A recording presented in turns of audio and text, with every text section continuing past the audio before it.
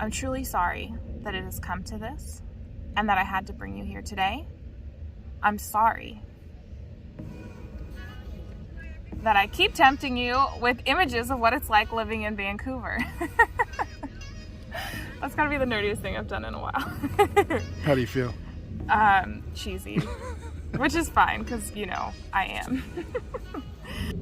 So I brought you here today to talk about reasons why you might not want to move to Vancouver. So if that's something that you're interested in, make sure to stay tuned.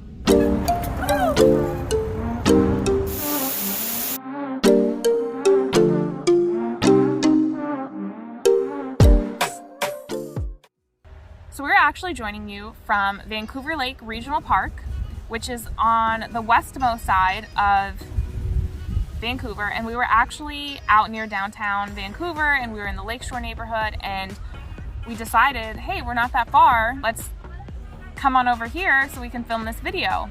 And we were on, if you see those houses like over there, there's a road over there called Lakeshore Avenue. So we were driving along Lakeshore Avenue, and we're like, oh, we can just come over to the park.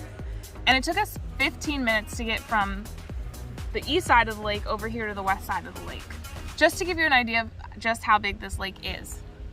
So that's where we're at. So might be convincing you, might be the antithesis of my video, which is telling you reasons why you don't want to move. And I've got this gorgeous, sunny, breezy, beautiful background.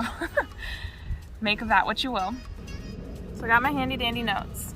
If you like these kind of videos about what it's like to live in Vancouver and all things real estate, make sure to subscribe, like this video, share it with someone who might be moving with you, especially your less enthusiastic spouse or partner. If you need to get them on board, share my videos with them. I promise you, you can turn them around.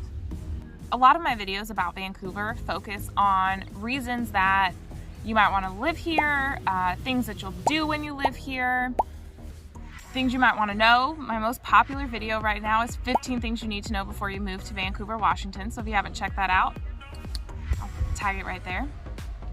But this video is a little bit different. We're talking about, do you know how many reasons we came up with? 1, 2, 6 plus bonus. We're talking about 6 reasons why you might not want to move to Vancouver. I want to share this because I realize that living in Vancouver isn't for everyone. And that's just the reality of it. I never want to paint the picture that Vancouver, Washington is, or any of the surrounding areas in Southwest Washington, is the perfect area for everyone, because everyone's looking for something a little bit different out of their living situation. So I want to highlight some of the reasons that might make you not want to move here. So if you're considering, you know, this video might help you really make that decision and focus your efforts somewhere else that you are going to be more happy and fulfilled. And that's totally fine with me. And if you need a realtor for any market in the US, whether you need to list your home where you're moving from, or you need a realtor to help you buy wherever you're moving to, make sure to reach out. I have a nationwide network of amazing realtors that can help you. So reach out and I can put you in touch with someone in whatever market you need. So let's jump right in. Reason number 1 why you might not want to move here is the weather.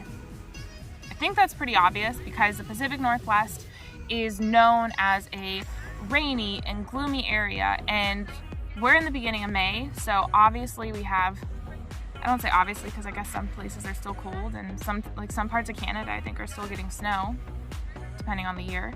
But today it's sunny, it's clear, 0% chance of rain with a high of 70 degrees on May 4th. We also just came off of the driest April in recorded history in terms of the least amount of rain that we've gotten in April. So very uncharacteristic for the area. By and large, Jared and I absolutely love the weather. It's the perfect mix between getting 4 seasons. Like if you like the idea of 4 seasons, but you don't like a harsh winter, then Vancouver's a great place because you get a gorgeous summer, you get true fall, true spring, like distinct seasons.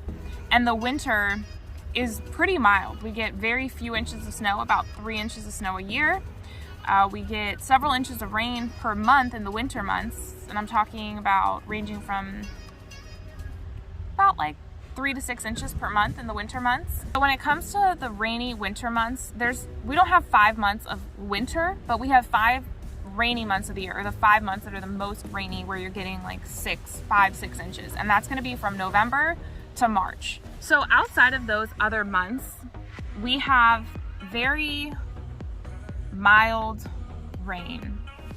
And I'll put a little image up on the screen here so you can kind of get an idea of how many inches on average we're getting per month to total our, 42 inches of rain per year. The other thing to be concerned with when it comes to weather is being sad. And you might be wondering, sad? Like, I'm gonna be sad because of the weather, and that might make sense, but what I'm actually talking about is seasonal affective disorder, which is a form of depression that is onset by the change in seasons. So you'll hear a lot of people who live in the Pacific Northwest talk about experiencing sad. It's not something that I found is taboo for people to talk about. You know, a lot of people have mentioned it to me very casually, even though I didn't know them very well. And so there's a couple things you can do if you do end up moving here. Maybe you're relocating for a job and don't have much of a choice, or you're a trailing spouse who's relocating for your spouse's or partner's job, and you don't have much of a choice. You want to be together. There's this great opportunity here, but you find out your first winter, I feel really sad in the winter. My best recommendation is, if you have a hunch or if you start to find yourself experiencing that, the best thing that you can do is to take a trip somewhere warm and sunny. That's actually what the Mayo Clinic recommends. So I'm not giving you medical advice. This is from what I learned from the Mayo Clinic. So that can be Mexico, that could be a cruise, that could be as local as driving out east of the Cascades, which will put you out towards the Dalles in Oregon, or you could go to Walla Walla. Anywhere east of the Cascades, both in Oregon and Washington, is going to have significantly more sun, because the Cascades provide a geographical barrier for the rain and the clouds. It's difficult for the clouds to pass there. So the east side is a lot drier, a lot warmer, a lot sunnier throughout the year. So that's a few hours drive, hour and a half plus, depending on where you want to go. So you can take something local like that on the weekends, or you can take a warm, sunny Caribbean or Mexico vacation. So that's one option. Another option is light therapy. You can get a light therapy box, and you basically sit in front of this light box that mimics natural outdoor light, and it improves your mood within a few days to a few weeks, and you could use that throughout the winter. And that's something that your doctor can prescribe to you just to make sure that it's good for you. So that's the downside of the weather. So SAD, or seasonal affective disorder, is a real thing, and it might be a reason that you may not want to move to the Pacific Northwest, and specifically Southwest Washington. So being upfront, giving you things to consider. I will say that in the winter, there are several sunny days, but it's not warm. It's still cold, but the sun is out. So if you're taking a walk, you can boost that with exercise and walking outdoors. That can help improve your mood in the winter. We also have very short days. During the winter solstice, which is the shortest day of the year, December 21st, last year the sun set at 4:30. So that was the earliest the sunset, and then every day before then, the sunset was a little later than that, and every day after that, the sunset becomes a little later than that. But that does mean when you get off work at 5 o'clock, it's going to be dark for most of December. I would say something like, it does get cold, but like anything else, it's relative. So it barely goes below freezing. So to me, again, coming from Philadelphia, this ain't cold. Like, this is a joke. I'm just being honest. You know, so I mean, coming from SoCal, okay, yeah, it's cold. But it just, just let people know, okay, what is cold? Because cold means different things to different people. Okay. Can I just put your voice in there just now instead of repeating it? Only if you want this to go viral. So those short winter days are balanced by long summer days where it's sunny after 9 p.m. So, it's, what do they say? Six in one hand, half a dozen in the other. Yes. And then the last downside is, even as someone who is biracial, I am suntan challenged. If you see any photos from when I lived in California, even in the winter, I was a lot more tan year round. So there's this perception of people in the Northwest being very pale, and it is true. That being said, there are a ton of tanning salons. You see them all over the place. They're almost as frequently seen as strip clubs. So, well, we're talking about in Portland. Portland has a strip club. Have you ever seen a strip club in Vancouver? No, this is a straight-laced student. Remember? Straight-laced Maybe there is, but not that I know. Sibling. Of. Yeah. Straight-laced suburbs. I just realized that. My point being that there's a ton of tanning salons in Vancouver and Portland if you want to get your tan on. There's a bug in my hair.